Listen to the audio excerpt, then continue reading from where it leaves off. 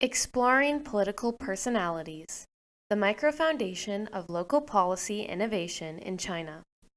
A paper by Orion Lewis, Jessica Tietz, and Riza Hazmath. Section 1. Introduction. Policy innovation is an important source of endogenous institutional change and promotes better governance by allowing policymakers to test policies before being adopted by other local governments or scaled up nationally. Despite these advantages, developing new policies comes with the attendant possibility of failure and challenges vested interests. Policy innovation is thus an inherently risky action. So why do policymakers engage in innovation? Scholars contend that the determinants of policy innovation are extrinsic motivations like promotion and punishment incentives, with subsequent diffusion attributed to learning from earlier adopters, economic competition among proximate jurisdictions, imitation of larger jurisdictions, and coercion by governments. However, in an authoritarian context, policy innovation may be riskier, even seen as a challenge to political leaders. Despite the potential perceived threat, policy innovation is even more vital to social stability, regime durability, and good governance than in democratic contexts, since authoritarian systems generally lack feedback mechanisms from lower levels of government and society. Several authoritarian leaders have seemingly recognized this benefit, with examples of policy innovation occurring in Russia, Vietnam, and Chile under Pinochet. Indeed, policy innovation is a key ingredient to the China model of development, where the central government relied on local governments to gradually reform institutions. In these authoritarian cases, local governments are theorized to innovate in response to governance challenges under the watchful eye of the central government. These extrinsic explanations of policy innovation offer a strong understanding of the political opportunity structure, but suffer from the inability to explain variation. If risk is offset by promotion and punishment incentives, why is policy innovation not more uniform? In response, several scholars argue that intrinsic motivations better explain policy innovation. Roberts and King posit that there is an innovative personality that encourages certain officials to innovate even if the structural factors are not conducive. These policy entrepreneurs, in the classic kingdom sense, distinguish themselves through their desire to significantly change current ways of doing things in their area of interest. Overall, researchers find that these policymakers have a high degree of self-efficacy and are risk takers. Despite attempts to incorporate individual variation into structural explanations, these studies are often based on small samples and rely on the use of personality typologies, making the findings difficult to generalize or use for theory building. Our study addresses this gap by focusing explicitly on the interaction between extrinsic and intrinsic motivations for policy innovation in the case of subnational officials in China. We argue that individual preferences for policy innovation are a vital, but often missing part of the explanation, and that the interaction between these preferences and institutional incentives determine policy innovation. Moreover, we argue that these preferences, or innovative personalities, are foundational to explaining policy innovation, in that even as the institutional context shifts to discourage innovation, certain policy entrepreneurs will continue to innovate. We use the case of China because it is a single-party state with annual performance evaluations as a governing mechanism that creates clear extrinsic motivation. These evaluations assign points for accomplishing specific tasks set by the government, and the points enable promotion and bonuses. This strong bureaucratic system means that we should expect less variation in local officials' behavior, making China a crucial case for an individual preferences argument. As a crucial or most likely case, if we find significant variation in such a strong authoritarian bureaucracy, correlated to willingness to innovate. This gives us stronger evidence of the importance of individual level factors. Furthermore, the case of China allows a natural experimental design in that under Xi Jinping's rule since 2012, previously high levels of policy innovation have been declining due to heightened political risk. We are thus able to examine if intrinsic motivation influenced policy innovation even as the incentives, extrinsic motivation, disappear. Section 2. Individual personality and policy innovation. To better understand how individual level attributes interact with structural incentives, we rely on theories of political behavior rooted in cognitive psychology, notably personality theory. Political behaviorists empirically examine the interactions between genetic and environmental factors in shaping political behavior. This emerging literature provides a good empirical basis for revisiting discussions of political personality and other individual characteristics that drive political decision-making. The literature on political behavior has highlighted the importance of personality traits as a cause of political orientations. Adorno first proposed the concept of an authoritarian personality as the social psychology basis of Hitler's fascist regime. Subsequent research has recognized a prominent feature of the authoritarian personality is a respect for and attachment to authority. This corresponds theoretically to conservative traits in democracies, such as conventionalism, structure, and the need for cognitive closure. Carney et al. Find that two traits, openness to new experiences and consciousness, are highly associated with individual differences underlying political orientation. Altmaier, studying the authoritarian personality, outlines three basic features: authoritarian submission, where individuals blindly submit to authority; authoritarian aggression, in individuals when they believe truth and physical advantage is on their side; and conventionalism, where one believes that everybody should follow norms and customs. These personality types hold conservative attitudes about culture, resolutely defend the norms and conventions advocated by authority, and comply with a patriarchal family structure. With respect to policy innovation, personality theory links to a literature regarding the innovative personality that is associated with a willingness to take risks as well as the ability to cooperate. Roberts and King extend a traditionally structural understanding of policy innovation to include individual-level attributes by arguing that there is an innovative personality that encourages certain policymakers to innovate even if the structural factors are not conducive. Mintrome and Norman developed a policy entrepreneur framework to theorize about these individuals who are willing to accept high degrees of risk. They are characterized by social acuity or the effective understanding of others, and an ability to engage in policy conversations, are effective at defining problems and thereby gaining attention, and effective at building teams. This utilization of individual-level attributes corresponds with growing literature on risk propensity and personality. Scholars in fields such as economics, policy studies, and international relations study how loss aversion and other psychological factors distinguish among different risk thresholds and subsequent behaviors. This developing area of mesotheory offers promise in linking together the micro-theory of individual attributes like personality with the macro-theory of institutional structures and incentives to produce behavioral outcomes. Many of these studies, which dominate the China-oriented literature, focus on how policy entrepreneurs overcome collective action problems through the use of incentives, which can be material, solidary, or purposive.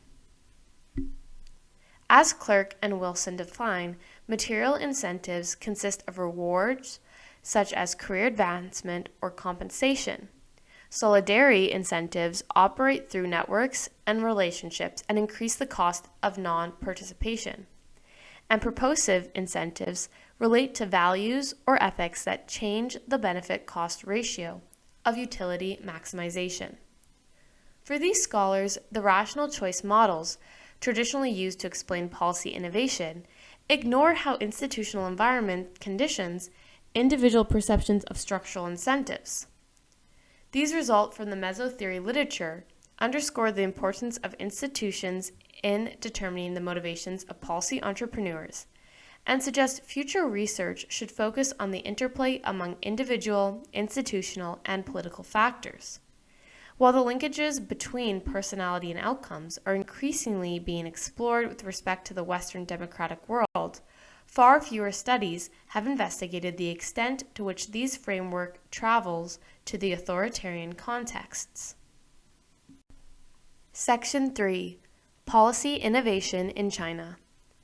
Despite its authoritarian structure, scholars have pointed to China's gradual adaptive change, hallmarked by policy experimentation, as one of the key sources behind the regime's resiliency. Central policymakers historically encourage innovation at the local level, including national awards for governance innovations.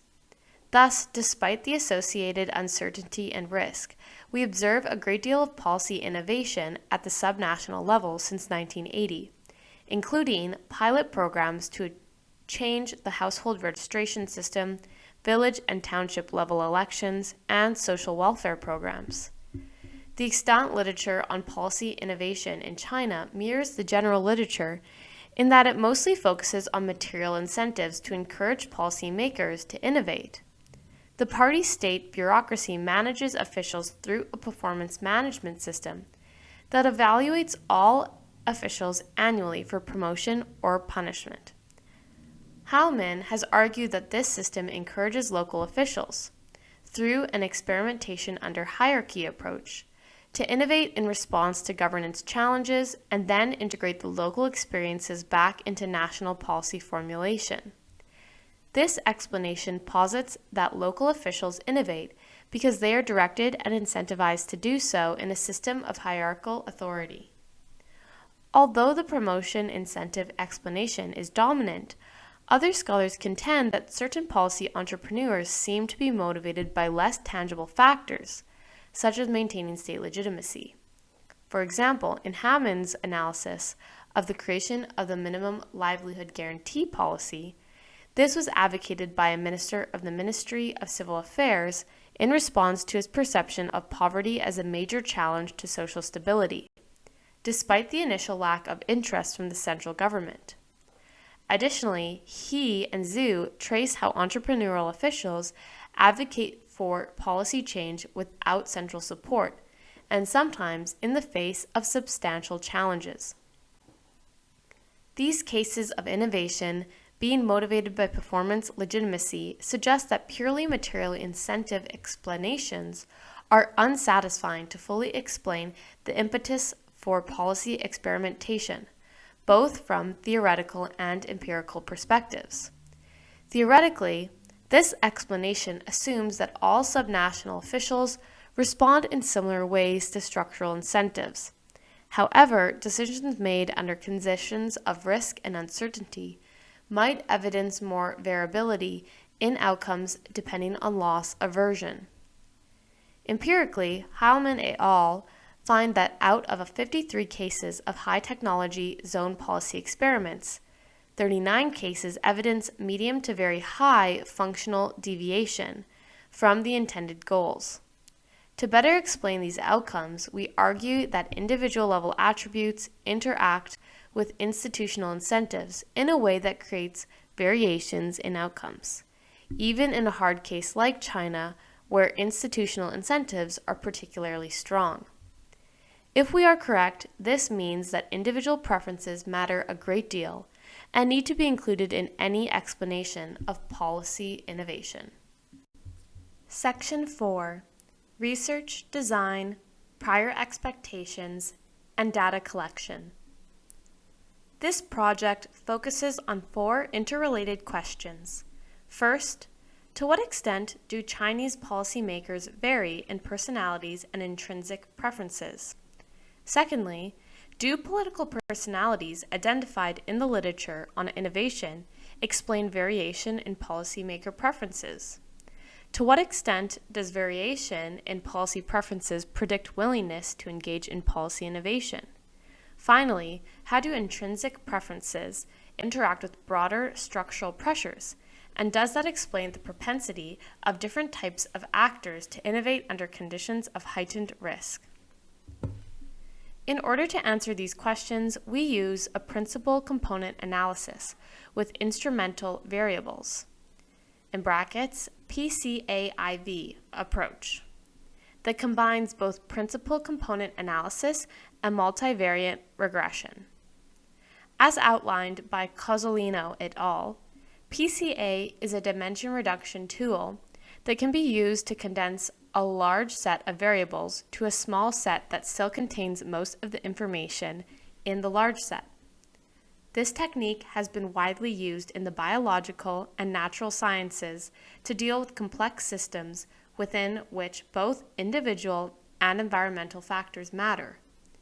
Principal component analysis, in brackets, Pca, involves a mathematical procedure that transforms a number of possibly correlated variables into a smaller number of uncorrelated variables called principal components.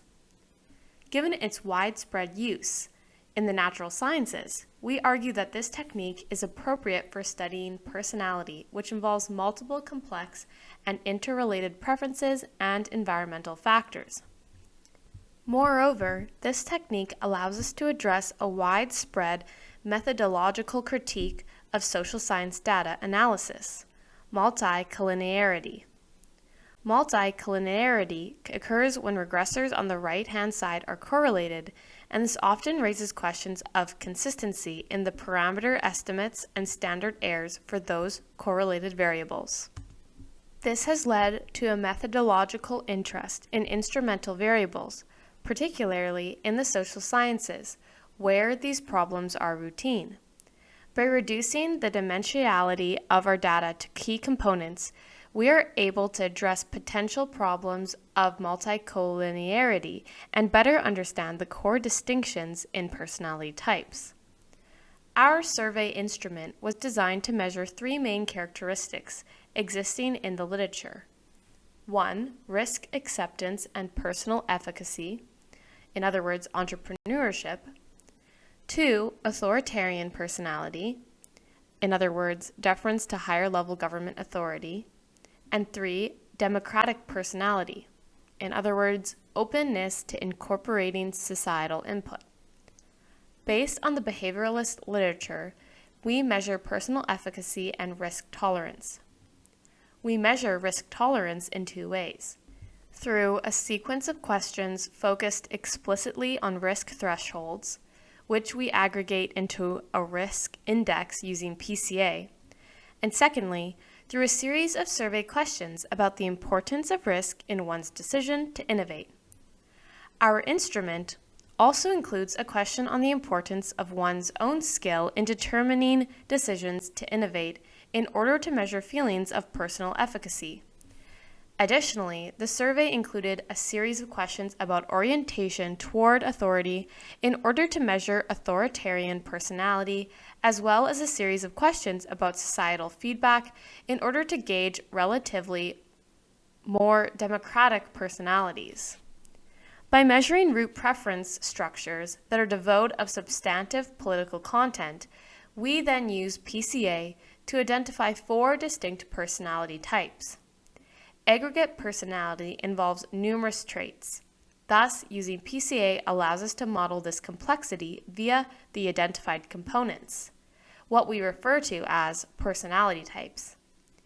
Pca is central to the research design because it allows us to inductively identify aggregate patterns and common mechanisms rather than artificially forcing theoretical constructs and assumptions on our data. Pca also allows us to address problems of multicollinearity between assumed independent variables by using these uncorrelated predicted values for each personality type to analyze willingness to innovate under heightened risk using a standard ordered logic regression methodology in the instrumental variable, IV, portion of our research design. In order to understand the interaction of personality and structural incentives, we designed our survey instrument to measure how base preferences interact with structural factors, like officials' incentive structures around promotion and punishment. Most importantly, we also included an additional question, not included in our PCA models, to serve as a test of how personalities interact with structural changes under risk. In particular, the Xi Jinping administration represents an important qualitative break with previous administrations, as the ongoing anti-corruption campaign has significantly increased risk for local officials. Thus, the IV portion of our analysis uses a proxy measure for increased risk in recent years as a dependent variable to predict the ways that different personalities will respond to a heightened risk environment. Overall, our Pca Iv Research Design allows us to use Pca to inductively analyze the extent to which intrinsic preferences and personalities vary, and whether preferences can be aggregated into personality types suggested in the literature on policy innovation. This also reduces the complexity of the data while retaining the original information, and produces a series of uncorrelated predicted values for personalities that we use as instrumental variables in standard multivariate regression to understand and predict how individuals respond to conditions of heightened risk. In doing so, we are able to explain both the congruence between structural incentives and local policy in some localities, and the divergence between top-down pressures and local innovation in others. In short, local leaders matter, and understanding variation in personalities can help us to understand local policy innovation. Prior expectations. Relying on the behavioralist literature, we anticipate that risk propensity is strongly rooted in personality. Thus, we should expect different personalities to vary in their response to structural pressures, based in part on how they perceive relative gains and losses. As Nicholson et al. Highlight, risk takers can be divided into three types: stimulation seekers, goal achievers, and risk adapters, with the latter two distinguished as risk bearers as opposed to risk takers. These findings link to the literature on policy entrepreneurship, where we expect that the influence of structural pressures is moderated by individuals' risk propensity and feelings of personal efficacy. We should expect that officials who score highly in predicted levels of entrepreneurship may perceive the benefits of innovation to be worth it, even under conditions of heightened risk, because they are more tolerant of risk and confident in their ability to adapt. In terms of political personalities, the literature on authoritarian personality and the Chinese literature on cadre evaluations would lead us to expect authoritarian personality types to be highly sensitive to structural shifts in the risk environment because of strong adherence to top-down signals and deference to hierarchy. Data collection. We administered surveys resulting in 937 completed surveys conducted in 2 waves, from May to December 2017, resulting in 678 observations, and in the summer of 2018 in May and June, which yielded another 259 observations. Our survey was initially canceled several times in 2016 due to political sensitivities around the party discipline and anti-corruption campaigns. Instead of conducting the survey as a foreign entity, we were ultimately able to embed our questions as one part of a general survey on local governance administered as part of a cadre training programs. We relied on this strategy in order to be able to survey such a sensitive population, but it potentially restricts the sample or biases in ways for which we cannot control. For example, we cannot know the selection process for attending that particular training, how this might bias our data, or how our population compares to the total universe of cases, the thousands of local officials working throughout China. Additionally, because our survey was compulsory for those in the cadre training course, we are not able to calculate the non-response rate of our survey. However, it was not compulsory for subjects to answer every question, and we calculated a non-response rate for each question within our sample.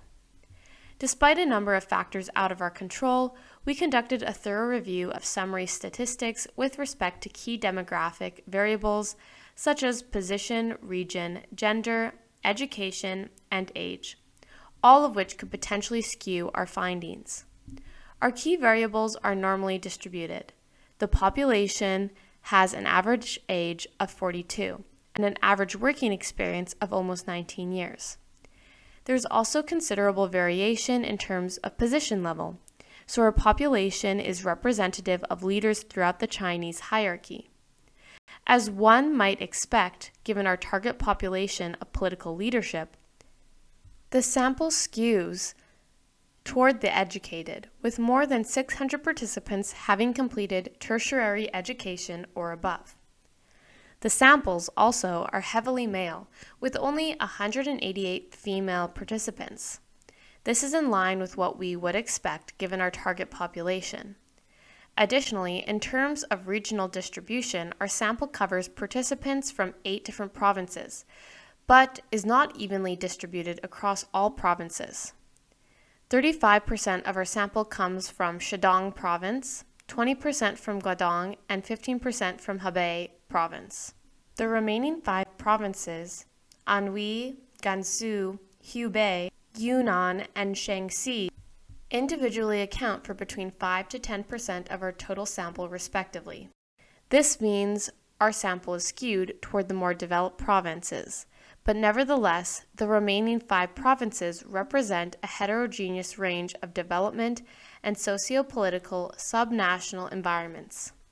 In short, the sample does allow us to make general inferences about a large subsection of local officials throughout China. Our goal is not to have a perfectly representative sample, but a sample that is large enough and representative enough to make inferences regarding our core questions surrounding variability in personality types. We contend that our analysis of this sample gives us confidence that we meet that bar. One final caveat is in order about single country origin of our data. Our research design is set up and framed around a specific target population, local leaders in China. Methodologically, our primary objective is whether we can say something substantive about our research questions as they apply within China, and our sample size is large enough for this. However, we cannot make any claims about the generalizability of our findings to other comparative contexts. In addition to a governance structure that blends strong authoritarianism with quasi-federalism, Xi Jinping has strengthened authoritarian institutions to consolidate central power during this period of time. For these reasons, our baseline assumptions are that we should expect large segments of our population to be highly sensitive to hierarchy. In this regard, the origin of our data makes this a least likely case study for the importance of alternative personality types and variation in behavior. To the extent that more democratic-oriented or entrepreneurial personalities exist within the Chinese bureaucracy, we might assume that this type of variation does carry over to other bureaucracies throughout the world, most of whom are comparatively liberal relative to China and have less authoritarian selection pressures. In this regard, our case selection might be considered a methodological advantage because the existence of significant variation in political personalities in China bolsters this case for generalizability. Moreover, the congruence between our findings on personality differences and the empirical literature in behavioralist and personality theory lends support to the argument that these findings might be replicable in other political contexts. Section 5. Results. Pca calculates a factor loading for each of the variables based on correlation matrices. The Pca method aims to extract the main orthogonal contributors, principal components, which explain most of the variance of the data matrix analyzed. Therefore, the results are reported as factor loadings, which are essentially the weights of each of the original variables as relates to each of the identified components. A general rule of thumb is that a factor loading above 0.3 is considered to be a strong relationship, so we only report those loadings that meet this threshold. The larger the factor loading, those closest to approaching -1 or 1, have a more significant impact on defining each component. For these reasons, we also highlight original variables that are particularly important for defining the personalities identified by the Pca. We also only report components that have an eigenvalue above 1, which essentially is an indicator that the component explains more variance in the data than a single variable. As mentioned, our survey instrument included 3 questions that were designed to measure risk propensity by asking what likelihood of failure one would be willing to accept in order to innovate. We used Pca to aggregate these answers into a risk index score for respondents. The results in the first 4 of our components suggest there is a link to distinct personality types. As we expected, 2 of these personality types, components 2 and 3, are distinctly authoritarian in nature. The Pca further illustrates its utility for inductive analysis in distinguishing between authoritarian personality types. We label component 2 strategic autocrat because of significant loadings on factors we would typically associate with entrepreneurial personalities. Agreement with the question that innovation is the product of one's own individual preference. However, we see significant loadings on factors traditionally associated with Chinese autocrats. High agreement on the importance of the cadre evaluation system, and most strikingly, the importance of central directives. With the factor loading of 0.572, hierarchical directions from the central government are the defining feature of this personality type. In this regard, this component fits most closely assumptions regarding Chinese policymakers. We labeled component 3 bureaucratic autocrat because it is defined most clearly by fear of punishment from supervisors. Those in this category most frequently cited the fear of failure as an obstacle to innovation, with a factor loading of 0.622. It is the most defining aspect of this component. These personalities also score highly in terms of other variables capturing risk, citing uncertainty and risk as an impetus to innovation, as well as the risk of social backlash. In general, this component also captures classical assumptions about autocratic policymakers and support prospect theory's emphasis on downside risk. We label component 1 citizen-oriented and component 4 policy entrepreneur. Component 1 shows a clear clustering of factors focused on social support and input into the policy process. With a high loading of 0.634, the most important question focused on how social support was a central enabling or inhibiting factor in shaping innovation. Component 4 resembles the classic policy entrepreneur, hypothesized from the literature. We find high scores on factors related to individual attributes and promotion, including high loadings focused on the importance of one's own skill, one's prior experience, and reliance on one's individual preferences and judgment. The risk index and promotion considerations also factor heavily. To what extent do these components explain variation in the data? Although we might expect autocratic or policy entrepreneur characteristics to be the most distinguishing, scores on citizen orientation appear to explain more of the variation. This does not necessarily mean that there are more of these types of individuals, but rather that scores on these questions explain more variation in our data than other components. 16.06% of the overall variance. Somewhat surprisingly, the policy entrepreneur component explained only 8% of overall variance. To illustrate the distinction between personality traits of the two most dominant political personalities, the citizen-oriented and strategic autocrat, the loadings of these top two components are analyzed. Whereas the citizen-oriented leader loads highly on measures related to citizen feedback, the strategic autocrat has a strong preference for the importance of central dictates, the importance of the cadre evaluation system, as well as promotion and elite leadership as core principles of policy innovation. This component also evidences high scores related to the importance of one's own preferences for innovation, which seems to be interacting with the more top-down tendencies of a standard autocratic system.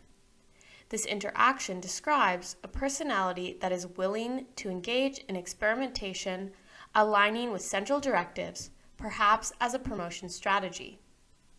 Although these components clearly show how local leaders vary, it does not necessarily tell us about the relative prevalence of personality types or their predictive utility. To address the question of how these personalities are distributed, we built a personality index that aggregates an individual's predicted scores on each of these four personality types. Based on the Pca analysis above, we identified two personality types: the citizen-oriented and entrepreneurial components that were relatively more democratic in orientation in that they are defined by non-hierarchical characteristics. Scores on these personality traits were inverted, such that a high score on one of these components resulted in a higher negative score in our index. Strong positive scores on the autocratic personality components remained positive.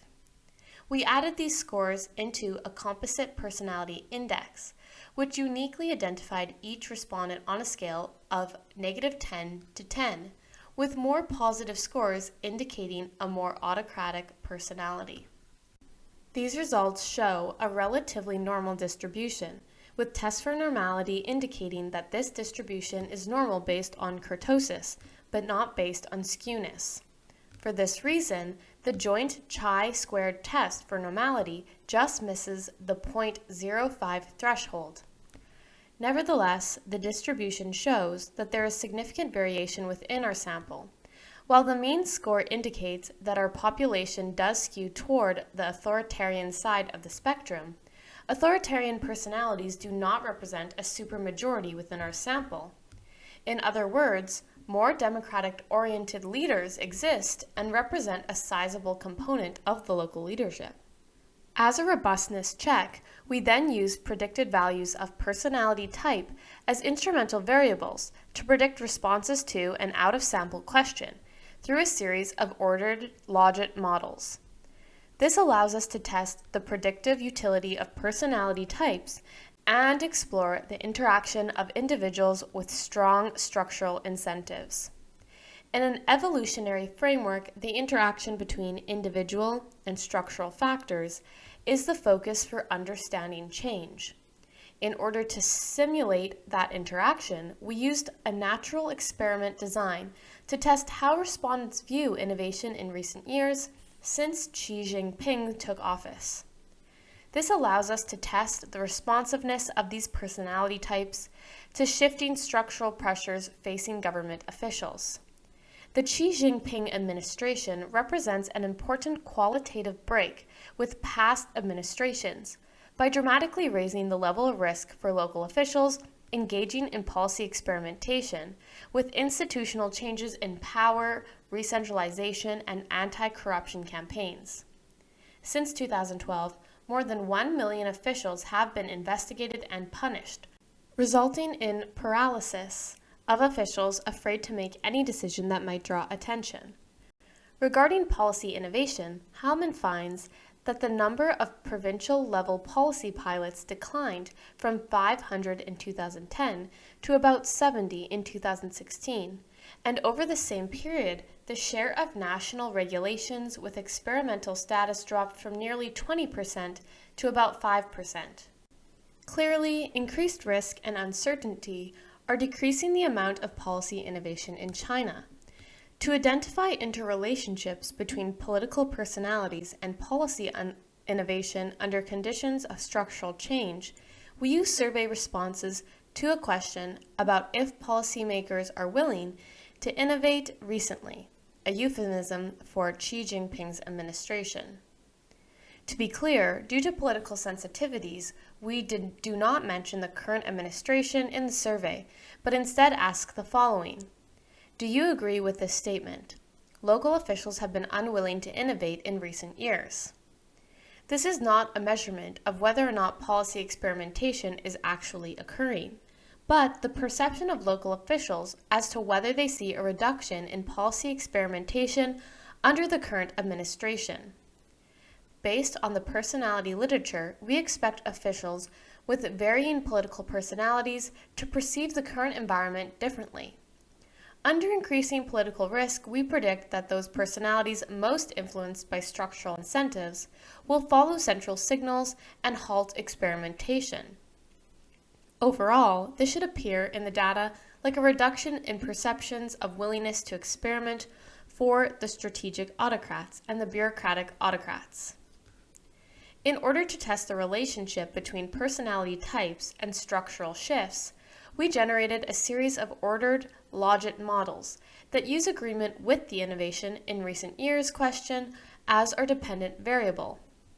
In our analysis, we used both the personality index and distinct personality types to predict agreement with this question. In addition, we include 4 control variables based on the literature on policy innovation in China for gender, education level, position level, and whether one is a cadre who's rotated or spends their entire career in one area. The results from the first 2 models show that our personality index is highly significant and in the hypothesized direction. More autocratic personalities are more likely to agree with this question. In other words, they are highly sensitive to changes in the risk environment, even after controlling for other factors, such as position level that might reduce sensitivity to environmental risk. Model 3, which uses predicted values on the 4 distinct personality types as instrumental variables, demonstrates that the strategic autocrat is the personality type significantly correlated with greater perception of risk. In these models, as well as a series of robustness checks, citizen-oriented personalities and entrepreneurial personalities appear more resistant to shifting perceptions of risk. Both sets of models show that autocratic personalities are consistently more willing to agree that innovation is risky under the current administration. None of our control variables are significant once we add personality types. Although all personality types seem to be less willing to experiment under conditions of heightened risk and uncertainty, the political personalities influenced by citizen input are slightly less sensitive to shifts in the environment. Officials with more citizen-oriented political personalities might continue to experiment, but perhaps not at the same pace, visibility, and scope as before. Given that this personality type has proven to be one of the most important in explaining willingness to innovate, this trend does not bode well for the future of local policy experimentation that is often cited as the cornerstone of China's responsive authoritarianism. The utilization of an evolutionary framework helps specify interactions between individuals and institutions. The individual attributes drawn from the behavioral social science literature, like risk tolerance, personal efficacy, orientation toward authority, and importance of cognition, learning via feedback, are important in constructing political personalities. We find that policymakers' individual attributes influence their willingness to innovate, which is responsive to, but not determined by, changes in the institutional structure. Thus, our theory of individual personalities for policy innovation explains variation in response to increasing risk and the uncertainty of policy innovation. Our hypotheses that these political personalities more attuned to promotion incentives and pressure from the social government are less likely to innovate under conditions of increasing risk are supported, as is our hypothesis that the citizen-oriented political personality is more likely to innovate under these same conditions. However, we find two surprising outcomes. One is how much of an impact the citizen-oriented political personalities have on explaining variation in the dataset, explaining 16.1% of the variation in our data, significantly more than any other component. The other surprising finding is the relatively small impact of the policy entrepreneur personality found in the majority of the policy innovation literature. The political personality most important for policy innovation may not be the risk-acceptant policy entrepreneurs, as Kim and Linton argue, but rather the multi-stakeholder-oriented leaders that Min-Trom and Norman argue are characterized by social acuity and effective at building teams. This mirrors the findings of the literature on policy innovation in democracies, that changing policies are driven by officials responding to citizen needs. Additionally, the policy entrepreneurs are more responsive to changing structural incentives than the citizen-oriented officials, meaning that they are more likely to stop innovating as the central government signals a more restrictive policy space. In general, these findings support the validity of using an interactive framework for analyzing the motivations for policy innovation, one that focuses on the interaction of agent variation and structural incentives.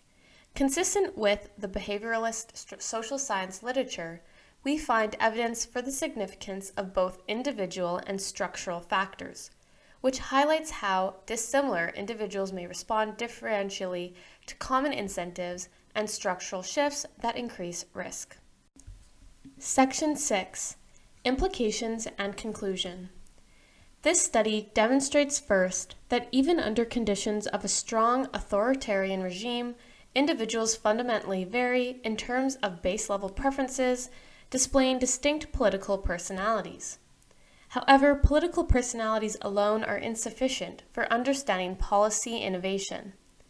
We must also explain how individual characteristics interact with structural factors, namely, how do we understand the interaction between preferences and institutions?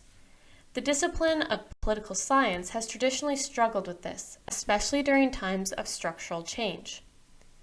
Our research addresses this gap by focusing explicitly on the interaction between extrinsic and intrinsic motivations of local government policymakers for policy innovation using the case of China. We find that individual preferences for policy innovation are a vital but often missing part of the explanation, and that the interaction between these preferences and institutional incentives determine policy innovation. Moreover, we find that these preferences or innovative personalities are foundational to explaining policy innovation, and that even as the institutional context shifts to discourage innovation, certain policy entrepreneurs will continue to innovate. We use the case of China since its strong top-down bureaucratic system would predict that we should expect less variation in local officials' behavior. As we find significant variation in such a strong authoritarian bureaucracy correlated to willingness to innovate, this gives us stronger evidence of the importance of individual-level factors. Moreover, the case of China allows a natural experimental design in that under Xi Jinping's rule beginning in 2012, previously high levels of policy innovation have been declining due to heightened political risk. By testing policymakers' continued willingness to innovate, we are able to examine if intrinsic motivation influences innovation even as the incentives, extrinsic motivation, to innovate disappear. Our evolutionary approach to studying policy innovation allows us to study the complex interaction between individuals and systems to show how and when changing structural conditions cause changes in behavior. Specifically, our results speak to concerns that the ongoing anti-corruption campaign and significant re-centralization of power in China are having a negative impact on the pace and scope of reform that many believe characterize the resiliency of the Communist Party. Our data shows that many local government officials are risk-averse and deferential to hierarchy. As the level of risk increases substantially throughout the system, or promotion incentives for policy innovation are not clear, it seems that a significant proportion of local government officials will stop experimenting, as we see in the recent data on policy experimentation. However, we also find that a certain number of officials will continue to innovate, even in the face of significant structural pressures. But the relative prevalence of these individuals and their continued willingness to innovate under more prolonged or more severe forms of risk remains an open question for future study. The question for institutional change under conditions of autocracy is of key concern to scholars of institutions, comparative authoritarianism, and China alike. Dominant accounts of institutional change under autocracy tend to focus on top-down selection pressures and elite politics at the expense of more bottom-up or horizontal drivers of change. In contrast, this study started from current empirical findings in evolutionary theory that agent heterogeneity is a fundamental component of any complex system. This helps to explain why the literature on policy innovation in China, and more broadly in other countries, has found that extrinsic motivations such as promotion and punishment are insufficient for understanding the extent and types of innovation observed over time and across geography. Our findings provide significant support for the notion of a more disaggregated and interactive view of institutions and policy innovation. At the most basic level, it is clear that officials vary significantly in the way they perceive selection mechanisms and to the extent to which personalities and preferences shape their behavior. Both individual entrepreneurship and bureaucratic selection matter to local officials, but our evidence demonstrates that they matter differentially. Based on these findings, we contend that it is important to comprehensively understand the determinants of policy innovation in a single-party authoritarian bureaucracy, since this experimentation has the potential to endogenously reshape policies and institutions. This is vital to understanding durability and adaptation in authoritarian regimes that lack mechanisms of information collection about policy performance and citizen satisfaction.